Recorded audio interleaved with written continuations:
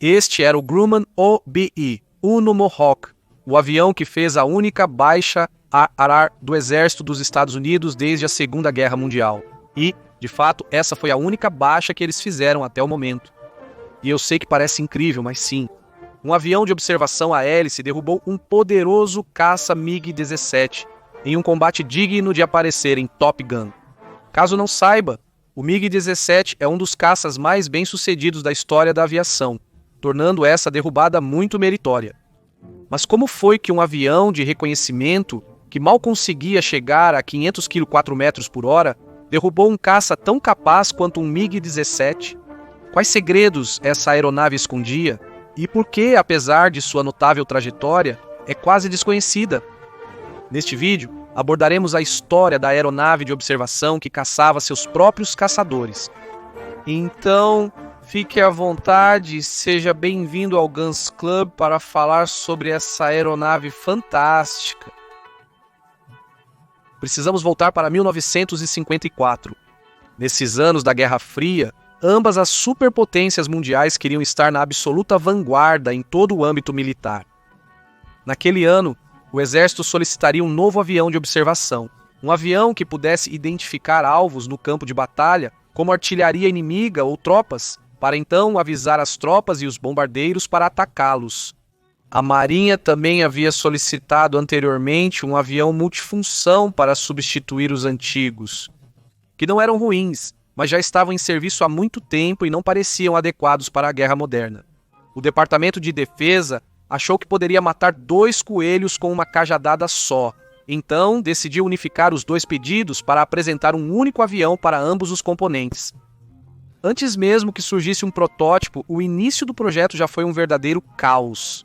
A Força Aérea lutava para que esses novos aviões ficassem sob sua jurisdição e não sob o Exército, e a Marinha tinha em mente um projeto bem diferente do que o Exército queria.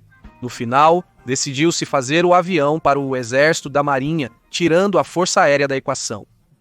A Força Aérea tinha um limite de pouco mais de 2 toneladas.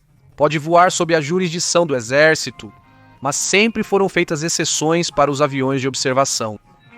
Toda essa problemática durou quase 3 anos, mas em 1957, Grumman conseguiu o contrato e deu início ao projeto. Durante o desenvolvimento, a Marinha e o Exército causaram novos problemas. A Marinha pressionava a Grumman para fazer o avião muito simples e barato, para que fosse um grande avião multifunção, enquanto o Exército tinha outros planos. Queria incluir equipamentos de radares complexos e infravermelhos, muito caros para a detecção a longas distâncias. Também armas dignas de um caça-bombardeiro, e além disso, como estava na moda na época, possivelmente carregar ogivas nucleares. Então, a Grumman tinha que satisfazer os requisitos de ambos os componentes das Forças Armadas, que claramente eram opostos.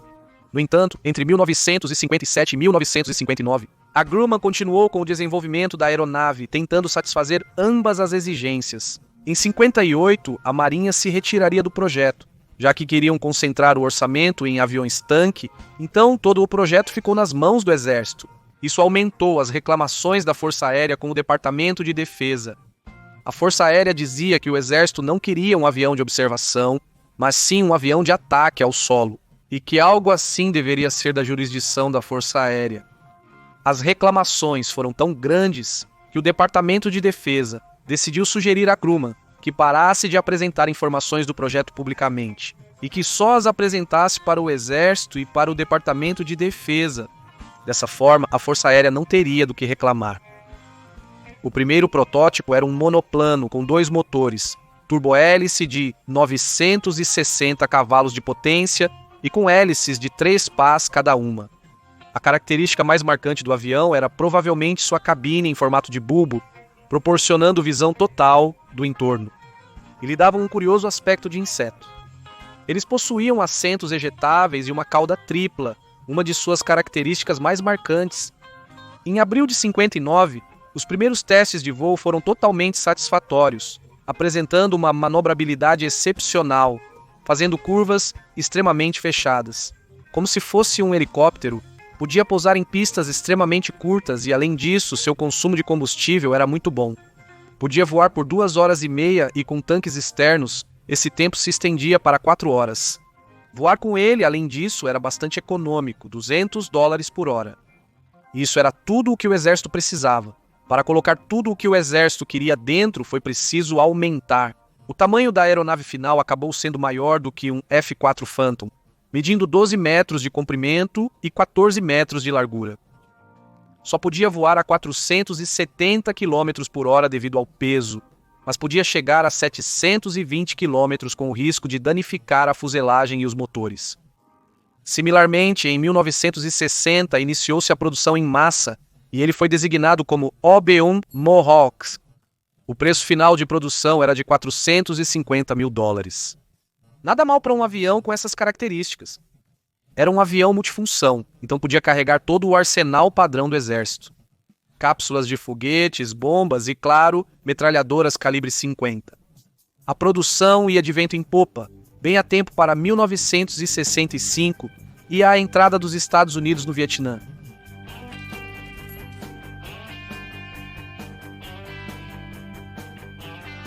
Para o Vietnã foram enviados 53 Mohawk, sendo usados em múltiplas funções no exército.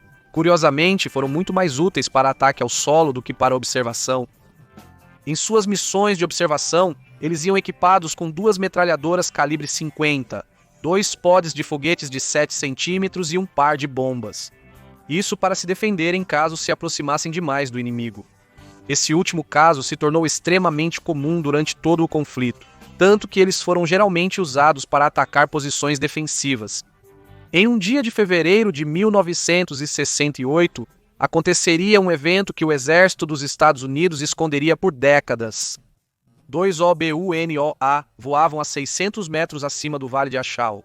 O voo era liderado pelo capitão Ken Lee, um dos pilotos de Mohawk mais experientes da unidade. Abaixo dele, havia mais de 6.000 soldados norte-vietnamitas com baterias antiaéreas, prontos para atirar em qualquer avião que não fosse soviético. Por isso, eles mantinham a altitude para rastrear os movimentos do inimigo, com os radares de varredura e as câmeras infravermelhas. Em um instante, Lee sentiu que seu avião estava sendo atingido na cauda e imediatamente virou à direita. Quando seu companheiro, a 800 metros de distância, gritou para ele, Lee nivelou as asas e o MiG passou por ele a 504 metros por hora. Ao que parecia, era um MiG-17.